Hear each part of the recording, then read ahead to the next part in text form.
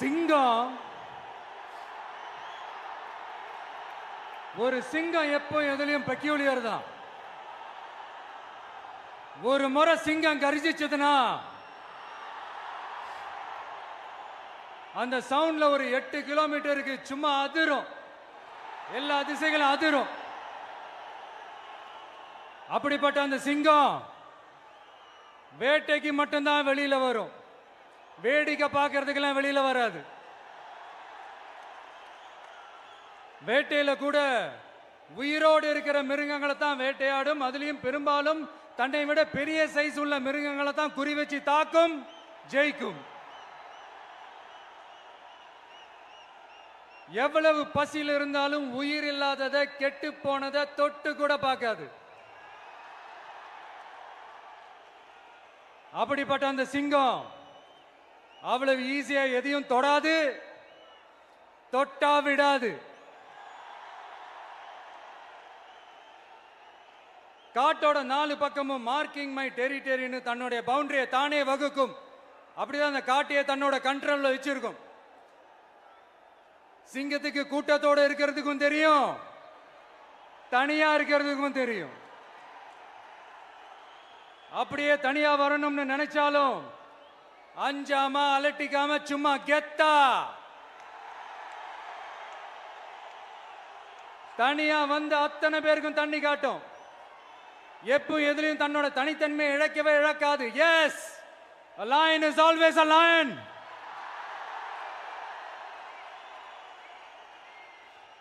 There are so many jackals and other animals in the forest, but there will be only one lion. And even if it is single, it will be the king of jungle. It is not only a description but also a clear declaration. சிங்கத்தை பத்தி பேசிட்டு நம்ம சிங்க குட்டிகளையும் சிங்க பெண்களையும் பத்தி நம்ம பேசாம இருக்க முடியுமா? அவங்கள எப்படி நான் மறப்பேன்? அவங்க தான் என்னுடைய உயிராச்சே, என் நெஞ்சில் குடியிருக்கும்.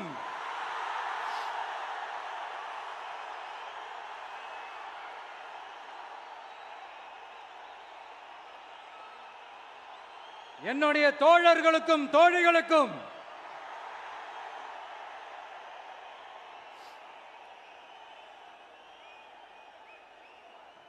நேர்ல வர முடியாத சூழல்ல வீட்ல இருந்துகிட்டே நம்மளோட இந்த மாநாட்டில் நேரலை வாயிலாக கலந்துகிட்டு இருக்கிற என்னுடைய அம்மாக்கள், அக்கா தங்கைகள், அண்ணன் தம்பிகள், நண்பர்கள் அனைவருக்கும் என்னோட உயிர் வணக்கம். என்னோட உயிர் வணக்கம், என்னோட உயிர் வணக்கம்.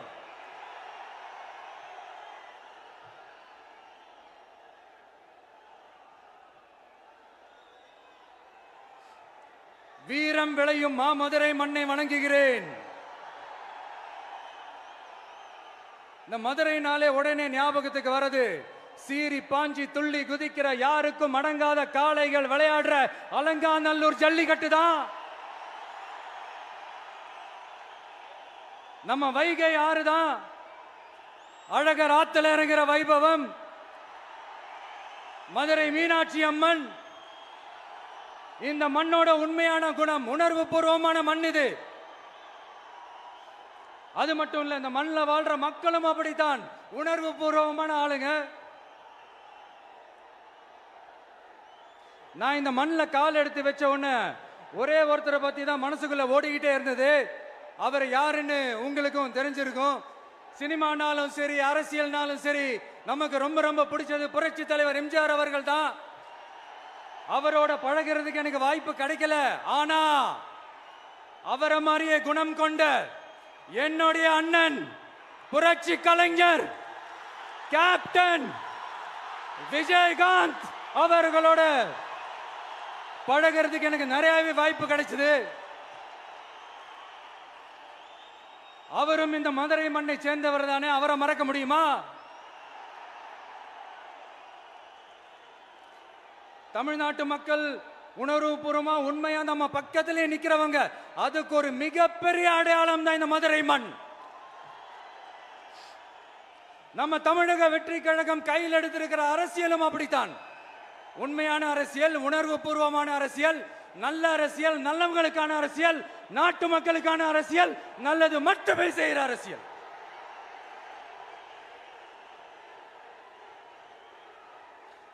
இதோ நம்மளுடைய இந்த இரண்டாவது மாநில மாநாடு வாகை சூடும் வரலாறு திரும்புகிறது. அப்படி இந்த மாநாட்டுக்கு பேர் வச்சிருக்கிறோம். 1967லயும் 1977லயும் நம்ம தமிழக அரசியல் ஒரு மிகப்பெரிய ஆட்சி அதிகார மாற்றங்கள் ஒண்ணு நடந்துச்சு இல்லையா? அதே மாதிரிதான் அடுத்த வருஷம் 2026ல அப்படி ஒரு வரலாறு திரும்ப போகுதுன்னு உறுதியா சொல்றதுக்கான மாநாடு தான் நம்மளோட இந்த இரண்டாவது மாநில மாநாடு. விக்கிரவாண்டி வீசாலையில் நம்மளுடைய ஃபர்ஸ்ட் மாநாடு நடத்தணும், வெற்றி கொள்கை திருவிழா. அதுக்கப்புறமே நீங்க பார்த்திருப்பீங்க, தமிழக அரசியல் அந்த தட்ப வெப்பத்தையே மாத்தினுச்சு. நமக்கு எதிராக எத்தனை குரல்கள். ஆனா உங்களுக்கு தான் நம்மளை பத்தி நல்லா தெரியுமே, எந்த குரலையும் காதலையே போட்டுக்காம மக்களோட குரலை மட்டுமே கேட்டுக்கிட்டு நமக்கு எதிராக வர அத்தனை கூக்குரல்களையும் சின்னதா ஒரு சிரிப்போடவே கடந்து வந்திருக்கிறோம்.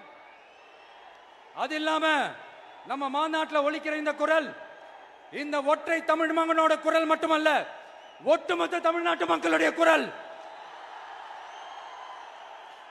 தமிழ்நாட்டில் இருக்கிற ஒவ்வொரு வீட்டில இருந்தும் ஒலிக்கிற குரல். ஒட்டுமொத்த உலகெங்கும் வாழும் ஒவ்வொரு தமிழ் வீட்டிலிருந்தும் எழும் குரல்.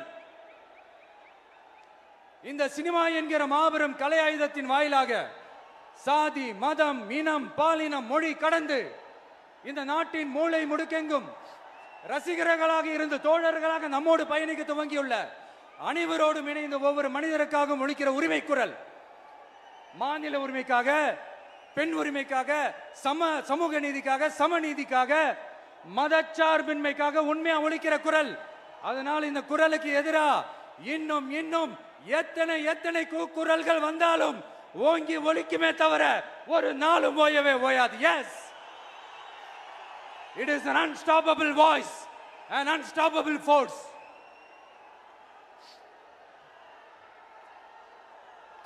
நம்ம அரசியலுக்கு வர்றதுக்கு முன்னாடி அட இவரெல்லாம் வர மாட்டாரியா, அவரே வரல, இவரே வரல, இவருங்க வர போறாரு அப்படின்ட்டு நிறைய பேர் ஜோஷியம் சொன்னாங்க. அப்புறம் நம்ம கட்சியினுடைய பேர் அறிவிச்சதுக்கு அப்புறம் பேரு தானே அறிவிச்சிருக்கிறாரு, மக்கள் கிட்ட பேர் வாங்கணும்ல, அதெல்லாம் முடியாதுன்னாங்க. அப்புறம் ரொம்ப முக்கியமா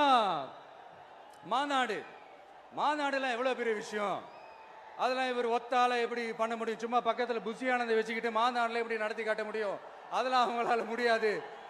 அப்புறம் மழை பெஞ்சு எல்லாத்தையும் கெடுத்துரும். ஏன் என் கூட இருக்கிறவங்களே கூட தான் சொன்னாங்க. அதுக்கப்புறம் என்ன நடந்துச்சுன்னு உங்க எல்லாருக்குமே தெரியும். இப்ப புதுசா ஒண்ணு சொல்ல ஆரம்பிச்சிருக்கிறாங்க. அது என்னடானா, ஆட்சியை பிடிக்கிறதெல்லாம் அவ்வளவு ஈஸி இல்லை இல்லையா. இப்ப அதெல்லாம் விட்டாங்க, இப்ப இங்க வந்துட்டாங்க. இவர் நேரா ஷூட்டிங்ல இருந்து வருவாராம், வந்து ஆட்சியை பிடிப்பாராம். அது எப்படி இவராலே முடியும், அவராலே முடியல, இவராலே முடியல, அவருக்கு அத்தனை வருஷம் ஆச்சு, இவராலே எப்படி முடியும்ட்டு ஒரு பக்கம். இன்னொரு பக்கம் கூட்டம்லாம் ஓகே தான், அது எப்படி ஓட்டா மாறும் அப்படின்றது இன்னொரு பக்கம். இப்படி கதை, திரைக்கதை, வசனம், இயக்கம், பாடல்கள்,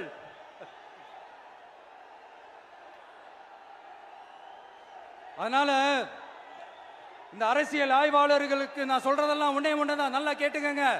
இந்த விஜய் ஏதோ இந்த பல லட்சம் பேர் கூடுற கூட்டத்தில் மட்டுமே இருக்கிறாரு அப்படின்னு மட்டும் தப்பு கணக்கு போட்டாதீங்க. ஏன்னா நம்மளுடைய இந்த கூட்டம் வெறும் ஓட்டா மட்டும் இல்லைங்க, வரப்போற தேர்தலில் மக்கள் விரோத ஆட்சியாளர்களுக்கு நாம வைக்க போற வேட்டா, நம்மளை கோட்டைக்கு அனுப்ப போற ரூட்டா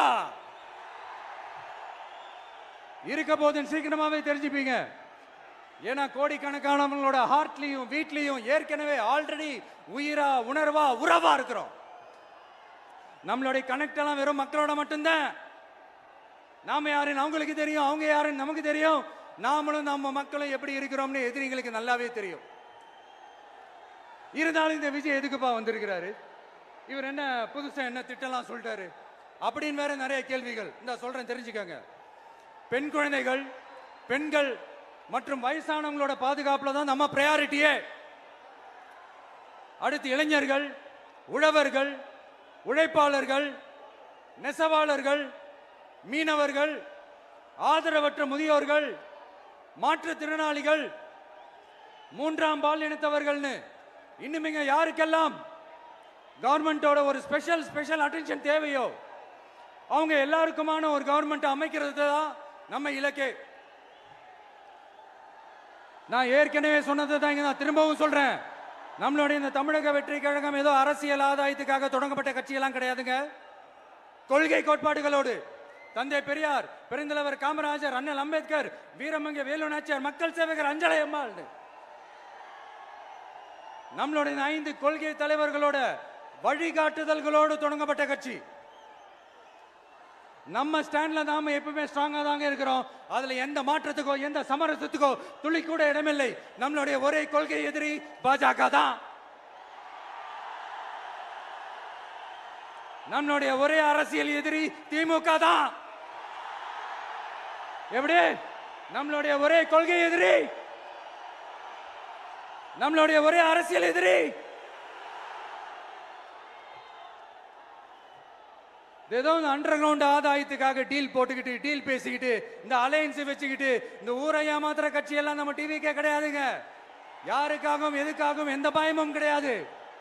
மாபெரும் பெண்கள் சக்தி நம்மளோட இருக்கிறாங்க, மாபெரும் இளைஞர்கள் சக்தி நம்மளோட இருக்கிறாங்க, ஒட்டுமொத்த தமிழ்நாட்டு மக்களுடைய சக்தி நம்மளோட நிக்கிறாங்க. அப்படி இருக்கும்போது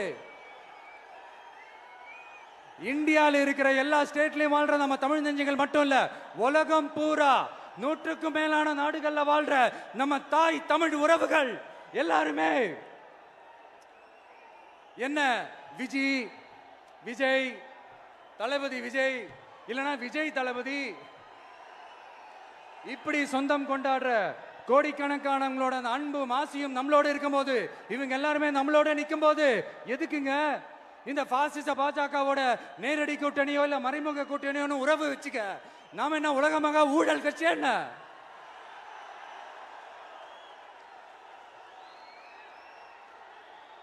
நம்மளை பத்தி சின்னதா ஒரு உண்மை ஒண்ணு சொல்லலாமா? என்னடா இவர் வாயால இப்படி சொல்றாருன்ட்டு யாரும் தவறா நினைச்சுக்க வேணாம். ஏன்னா இது ஒரு விதத்துல ஒரு ஃபேக்டும் கூட. அதனாலதான் நான் சொல்லணும்னு ஆசைப்படுறேன். நம்ம யார் தெரியும்ல? நாம எல்லாருமே சொல்றேன். நாம யார் தெரியும்ல? இந்தியாவின் மாபெரும் மக்கள் சக்தி கொண்ட ஒரு மகத்தான வெகுஜன மக்கள் படை.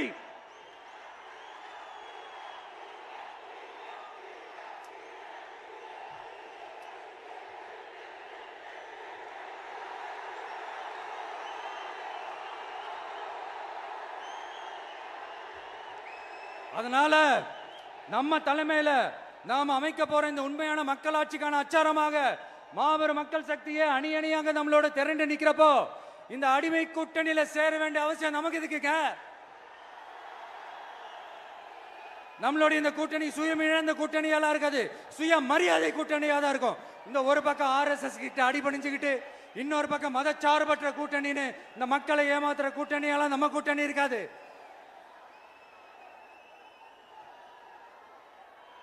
நான் இப்பவும் சொல்றேன், நம்மளை நம்பி வர்றவங்களுக்கு ஆட்சியிலும் அதிகாரத்திலும் உறுதியாக பங்களிப்பு செய்யப்படும். உடனே இந்த கேள்விகள்லாம் வரும். அப்ப யாரு கூட்டணி, யாரு வரா, யாரு போறா, இந்த கேள்விகள்லாம் வரும். இந்த கேள்விகளுக்கெல்லாம் ஒரே ஒரு பதில் தான், சஸ்பென்ஸ்ல சஞ்சாரம் செய்யுங்க. ஆனா ஒண்ணு, 2026ல 2 பேருக்கு நடுவுல தான் போட்டியே. ஒன்னு டிவிகே, இன்னொன்னு டிஎம்கே. இந்த போட்டி எப்படி இருக்க போதுன்னா, இந்த அலையன்ஸை வச்சு எப்படியாவது நம்ம தப்பிச்சிடலாம். என்ன இந்த பழைய இந்த மேத்தமேட்டிக்ஸ் அரித்மேட்டிக்ஸ் இதெல்லாம் வச்சு எப்படியாவது நம்ம தப்பிச்சிடலாம் அப்படின்னு நினைக்கிறவங்களோட அந்த கனவு ஒரு நாளும் மைப்படாது. சரி, இப்ப நம்ம வேற ஒரு ஏரியாவுக்கு ஒண்ணு வருவோம். எதிர்காலம் வரும், என் கடமை வரும், இந்த கூட்டத்தின் ஆட்டத்தை ஒழிப்பேன்.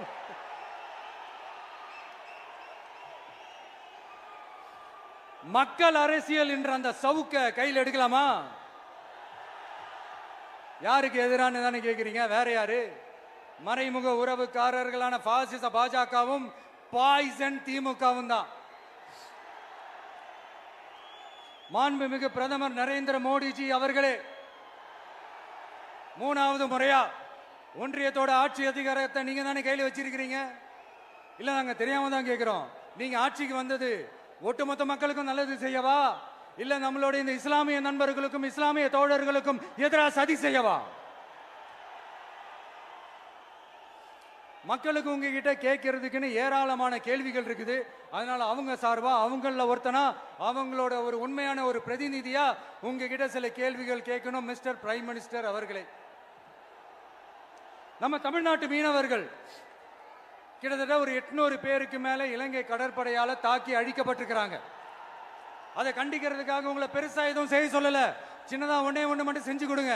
இனிமேலாச்சும் எங்களுடைய மீனவர்கள் பாதுகாப்பா இருக்கிறதுக்காக இந்த கச்சத்தீவை இலங்கை கிட்ட இருந்து மீட்டு கொடுத்துருங்க, அது போதும். உங்களுடைய இந்த முரட்டு பிடிவாதத்தால நீங்க நடத்துற இந்த நீட்டு தேர்வு, அதனால இங்க என்னென்ன நடக்குதுன்னு சொல்றதுக்கே மனசு வலிக்குது. அதனால அந்த நீட்டு தேர்வு தேவையில்லைன்னு அறிவிச்சிருங்க, அது போதும். செய்வீர்களா திரு நரேந்திரபாய் தாமோதர் மோடிஜி அவர்களே? எங்களுக்கு என்னென்ன தேவையோ என்னென்ன நல்லதோ அதெல்லாம் செய்ய மாட்டேங்கிறீங்க. ஆனா ஆட்சி அதிகாரத்தை மட்டும் கையில வச்சுக்கிட்டு மக்களை ஏமாத்த நேரடியாக ஒரு பாசிச பாஜக அடிமை கூட்டணி ஒண்ணு. அடுத்து உங்களோட இந்த மைனாரிட்டி ஆட்சியை ஓட்டுறதுக்காக மறைமுகமாக RSS அடிமை குடும்பம்னு இன்னொரு கூட்டணி. இப்படி மக்கள் சக்தியே இல்லாத இந்த ஊழல் கட்சிகளை மிரட்டி அடிபணிய வச்சு 2029 வரைக்கும் சொகுசு பயணம் போயிடலாம்னு திட்டம் தீட்டி வச்சிருக்கிறீங்க. அதானே ஜி? என்ன ஜி? ஒண்ணு மட்டும் சொல்றேன், தெரிஞ்சுக்கங்க. என்னதான் நீங்க இந்த நேரடி மறைமுக கூட்டணி குட்டிகரணம் போட்டாலும் தாமரை இலையில தண்ணியே ஒட்டாது. தமிழக மக்கள் மட்டும் எப்படி ஒட்டுவாங்க?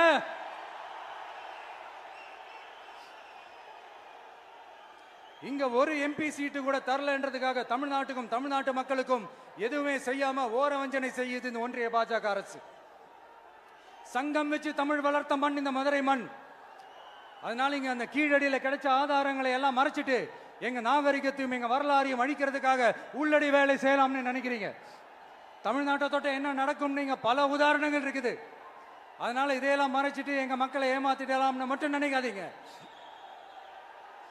மத நல்லிணக்கத்திற்கு பெயர் பெற்ற இந்த மதுரை மண்ணிலிருந்து சொல்றேன், உங்க எண்ணம் எல்லாம் ஒரு நாளும் ஈடேறாது.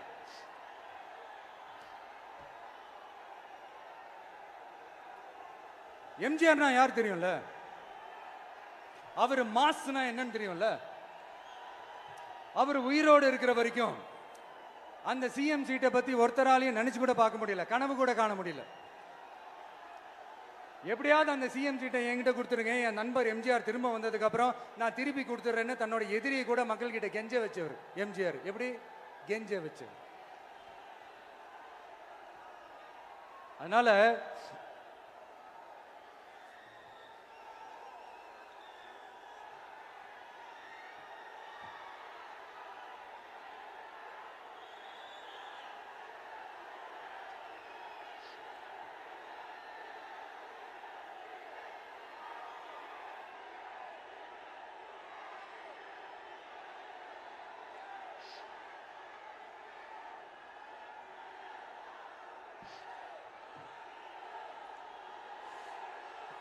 ஆனா இப்போ அவர் ஆரம்பிச்ச அந்த கட்சியை, எம்ஜிஆர் அவர்கள் ஆரம்பிச்ச அந்த கட்சியை கட்டி காக்கிறது யாரு? இன்னைக்கு அந்த கட்சி எப்படி இருக்குது? அதை நான் சொல்லிதான் உங்களுக்கு தெரியணுமா என்ன? அப்பாவி தொண்டர்கள் அதை வெளியில சொல்ல முடியாம வேதனையில தவிக்கிறாங்க. 2026 சட்டமன்ற தேர்தலில் யாருக்கு ஓட்டு போடணும், எப்படிப்பட்ட ஆட்சி இங்க அமையணும்னு அந்த அப்பழுக்கற்ற அந்த தொண்டர்களுக்கும் ரொம்ப நல்லாவே தெரியும். அதனால என்ன வேஷம் போட்டுக்கிட்டு பாஜக இங்க தமிழ்நாட்டுக்குள்ள வந்தாலும் அவங்க வித்தை எல்லாம் இங்க வேலைக்கே ஆகாது. இப்படி பொருந்தா கூட்டணியா இந்த பாஜக கூட்டணி இருக்கிறதுனால இப்ப ஆட்சியில இருக்கிற இந்த வெற்றி விளம்பர மாடல் திமுக என்ன செய்துன்னு தெரியும்ல? பாஜகவோட உள்ளுக்குள்ள ஒரு உறவை ஒண்ணு வச்சுக்கிட்டு வெளியில எதிர்க்கிற மாதிரி, அப்படி எதிர்க்கிற மாதிரி ஒரு டிராமா ஒண்ணு பண்ணிக்கிட்டு எதிர்கட்சியா இருந்தா போங்க மோடின்னு பலூன் விடுறது, ஆளுங்கட்சியா இருந்தா வாங்க மோடின்னு கொடை பிடிச்சுக்கிட்டு கும்பிடு போடுறது. இது மட்டுமா? ஒரு ரைடுன்னு ஒன்று வந்துட்டா போதும், இது வரைக்கும் போகவே போகாத ஒரு மீட்டிங், அதை காரணம் காட்டி டெல்லிக்கு போறது, அங்க ஒரு சீக்கிரட் மீட்டிங் நடத்துறது. நல்லா நோட் பண்ணணும் மக்களே, அந்த மீட்டிங் அப்புறம் இந்த இஷ்யூ அப்படியே காணாம போயிருக்குமே. அதேதான். Stalin uncle, what uncle is very wrong uncle.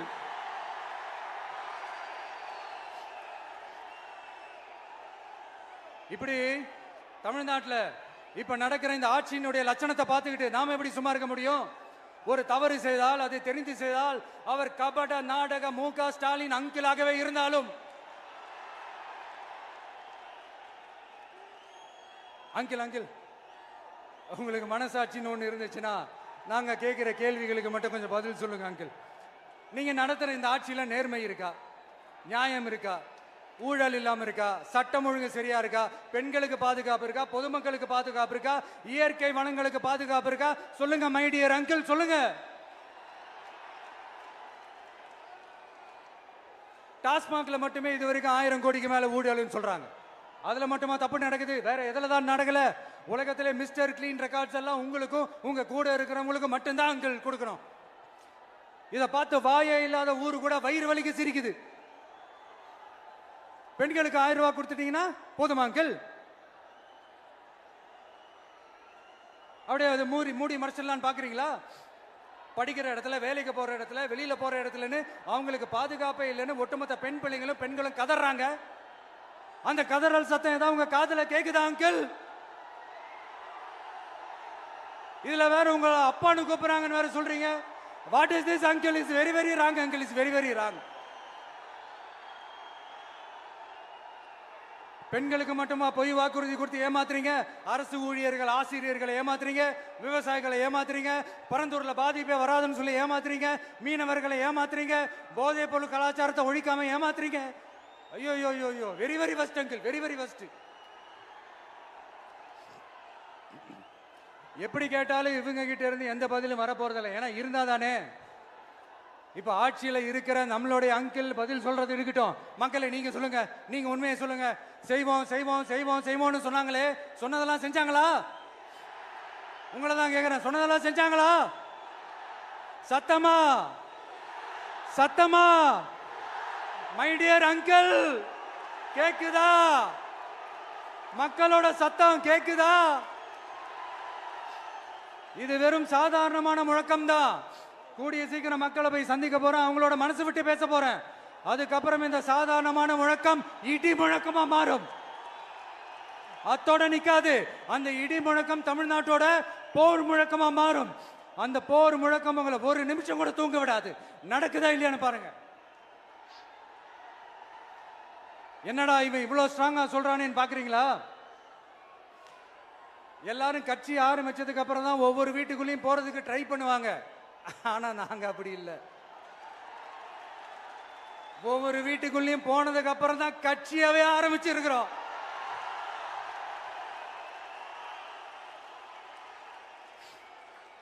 அதனால ஒட்டுமொத்தமா எல்லாருமா சேர்ந்து இந்த திமுக ஆட்சிய, கபட நாடக திமுக ஆட்சிய 2026 தேர்தலில் வீட்டுக்கு அனுப்புறோம். வீட்டுக்கு அனுப்புறோம். என்ன நண்பா, சரிதானே? என்ன நண்பி, செய்வீர்கள் தானே? இப்போ உங்களுக்கு சின்னதா ஒரு சர்ப்ரைஸ். நம்ம கட்சியினுடைய வேட்பாளர் பட்டியலை இப்ப நான் அறிவிக்க போறேன். மதுரை கிழக்கு வேட்பாளர் விஜய். இன்னும் முடிக்கல. ஒரு நிமிஷம், இன்னும் முடிக்கல. மதுரை மேற்கு வேட்பாளர் விஜய். மதுரை மத்தி வேட்பாளர் விஜய். மதுரை தெற்கு வேட்பாளர் விஜய். மதுரை வடக்கு வேட்பாளர் விஜய். மேலூர் விஜய். சோழவந்தான் விஜய். திருப்பரங்குன்றம் விஜய். திருமங்கலம் விஜய். உசிலம்பட்டி விஜய்.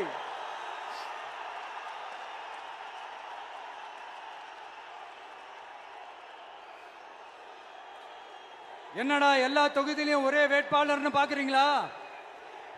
234 தொகுதியிலையும் இந்த விஜய் தான், அதாவது உங்க விஜய் தான் உங்க சின்னம். இன்னும் சிம்பிளா சொல்லணும்னா உங்க வீட்டில் இருக்கிற ஒருத்தர் தான் வேட்பாளரா நிக்க போறாங்க. அந்த வேட்பாளரும் நானும் வேறு வேறு இல்லை. நீங்க அவருக்கு ஓட்டு போட்டீங்கன்னா எனக்கு ஓட்டு போட்ட மாதிரி, இந்த முகத்துக்காக நீங்க ஓட்டு போட்டீங்கன்னா உங்க வீட்டில் இருக்கிற உங்களுடைய வேட்பாளர் ஜெயிச்ச மாதிரி. என்னடா இவர் ஏதோ ஓவரா சொல்றாருன்னு நினைக்க வேணாம். பிராக்டிக்கலா அப்படிதான் இருக்கும், அப்படிதான் இருக்கணும். நீங்களும் அப்படிதான் நினைப்பீங்கன்னு நான் நம்புறேன். ஏன்னா இது நம்மளை விட நம்ம எதிரிங்களுக்கு இன்னும் நல்லாவே தெரியும். அதனால எல்லாம் இந்த அதிகார பலம் எல்லாத்தையும் தூக்கிட்டு வந்துருவாங்க. வரட்டும், பாத்துக்கலாம். TVK will take it, TVK will meet it, TVK will compete with it and TVK will conquer it, TVK will conquer it.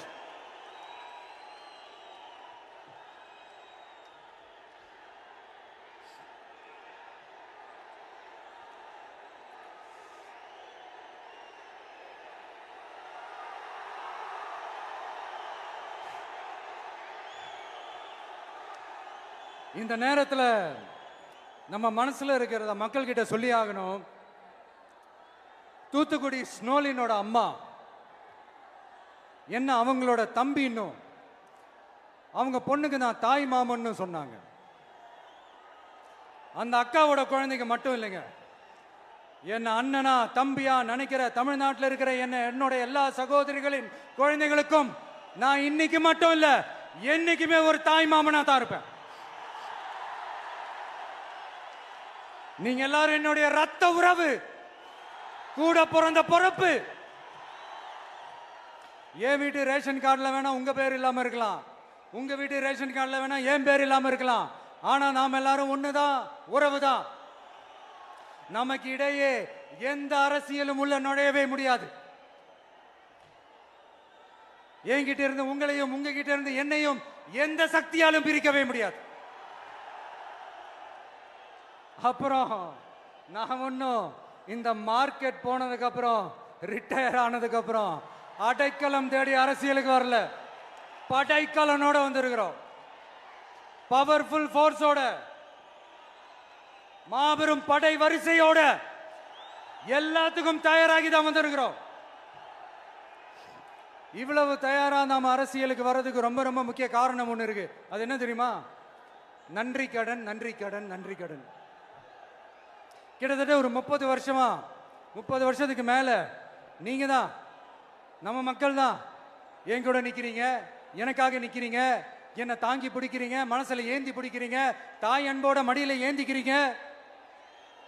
உண்மையை சொல்லணும்னா வேற யாரை விடவும் எனக்கு இந்த அன்பையும் ஆதரவையும் கொடுத்திருக்கிறீங்க. என் மேல உயிரையே வச்சிருக்கிறீங்க. என்ன உங்க வீட்டுல ஒருத்தனாவே ஆக்கிட்டீங்க. நீங்க எனக்கு கடவுள் கொடுத்த வரம்.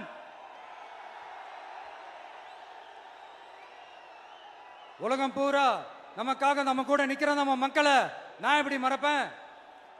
நான் என் லைஃப்ல ரொம்ப உயிரா நினைக்கிறதே பெண்களை, குழந்தைங்களை, இளைஞர்களை, உழைக்கிற மக்களை தான்.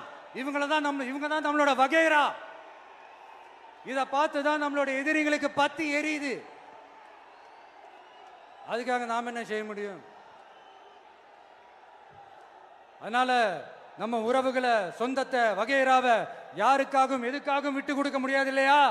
Here at this moment among this August gathering, I want to open my heart and say I enjoy people,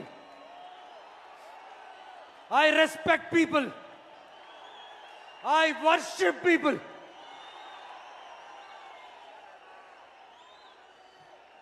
சரிப்பா, இவ்வளவு செஞ்ச நம்ம மக்களுக்கு நன்றி கடனா உன்னால முழுமையா செலுத்த முடியுமான்னு கேட்டா சத்தியமா சொல்றேன், என்னால முடியாதுதான். இன்னும் எத்தனை ஜென்மம் எடுத்தாலும் அந்த நன்றி கடனை என்னால தீர்க்கவே முடியாது. அப்புறம் என்ன மானாவுக்கடா நீ வந்திருக்கா தானே கேக்குறீங்க? மைண்ட் வாய்ஸ் கேட்ட மாதிரி இருந்தது. வாழ்நாள் முழுக்க நம்ம மக்களுக்காக ஆதரவா துணையா நிக்கிறத தவிர, அவங்களுக்காக உழைக்கிறத தவிர எனக்கு வேற எந்த எண்ணமும் இல்லை. எனக்கு இப்ப வேற வேலையும் இல்லை. இனிமே எனக்கு இதுதான் என் வேலையே, என் கடன் இனி என் மக்களுக்கு பணி செய்து கிடப்பதே. இப்படியா ஹார்ட் டு ஹார்ட் யதார்த்தமா பேசிய பழகிட்டோம். இதுக்கு மேலேயும் எனக்கும் மக்களுக்கும் இடையே இருக்கிற அந்த உறவை பத்தி நான் பேச ஆரம்பிச்சேன்னா ஒரு மாதிரி எமோஷனல் ஆகிடுவேன். அப்புறம் அதை கண்ட்ரோல் பண்றது ரொம்ப கஷ்டம். அதனால என்ன மனசார நேசிக்கிற நம்ம மக்களுக்கு ஒன்னே ஒன்று சொல்றேன். இந்த விஜய் உங்க விஜய், உங்களுக்கான விஜய், உங்களுக்காக மட்டுமே இருக்கிற விஜய். உங்க கூட நிக்க, உங்களுக்காக நிக்க, உண்மையா நிக்க, உணர்வோட நிக்க, உறுதியா நிக்க, உங்க கூட பேச, உங்களுக்காக பேச, உண்மையா பேச, உணர்வோட பேச, உறுதியா பேச, உங்களுக்காக சேவை செய்ய உங்க விஜய் நான் வர.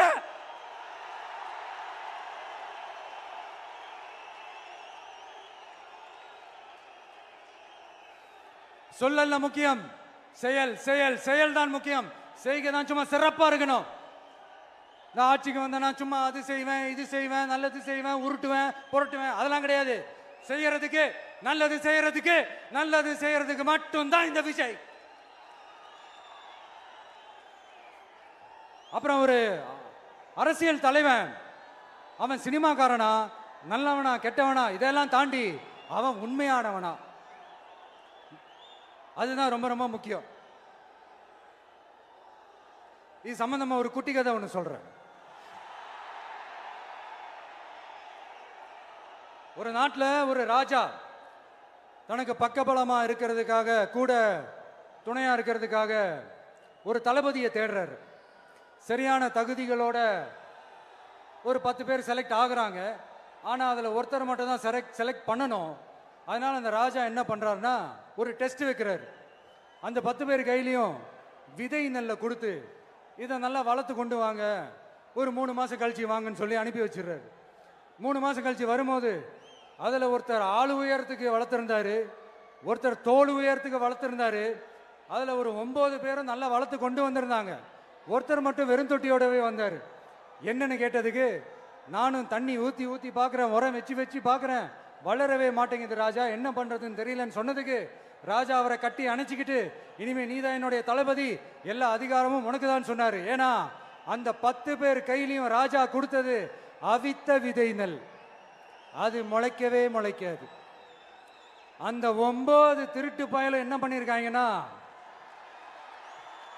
வேற விதை நெல்லை வாங்கி அதை வளர்த்துட்டு ராஜாவையும் மக்களையும் ஏமாத்திருக்கிறாங்க. ஆனா இவர் மட்டும் உண்மையை போட்டு உடைச்சிட்டார்.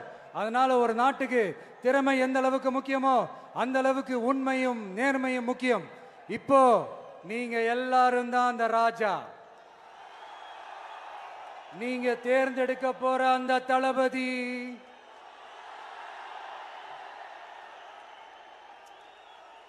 சும்மா சினிமாக்காரன் சினிமாக்காரன் சினிமாக்காரன். அம்பேத்கர் அவர்களை தோக்கடிச்சது சினிமாக்காரன் இல்ல, அரசியல்வாதி. காமராஜர் அவர்களை தோக்கடிச்சது, இங்க விருதுநகர் பகுதியில் தோக்கடிச்சது சினிமாக்காரன் இல்ல, இன்னொரு அரசியல்வாதி. இன்னைக்கும் நம்ம கூட வாழ்ந்துட்டு இருக்கிற நல்ல கண்ணு ஐயாவை தோக்கடிச்சது சினிமாக்காரன் இல்ல, அரசியல்வாதி. இப்படிப்பட்ட நல்ல நல்ல தலைவர்களை எதிர்த்து நின்று தோக்கடிக்கணும்னு அந்த எண்ணத்தை உருவாக்குனது சினிமாக்காரன் இல்ல, அரசியல்வாதி. அதனால எல்லா அரசியல்வாதியும் அறிவாளியும் கிடையாது, எல்லா சினிமாக்காரனும் முட்டாளும் கிடையாது. கான்பிடண்டா இருங்க, நல்லதே நடக்கும், வெற்றி நிச்சயம். மீண்டும் சந்திக்கும் வரை நன்றி, வணக்கம்.